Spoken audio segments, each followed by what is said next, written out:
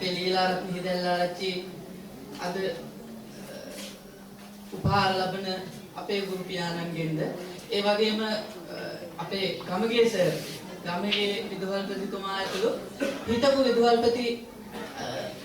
ගුරු පියාණන්ලාගෙන් සහ මගේ ගුරු මව්පියවරුන් ඒ වගේම වර්තමාන ගුරු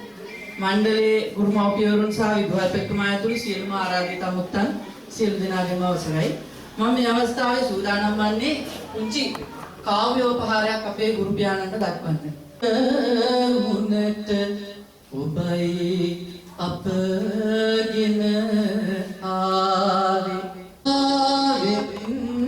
රටේ ජයකේලි නංවලා විදුමවුන් නගන්නට සිටේ ඔබ කැප වෙලා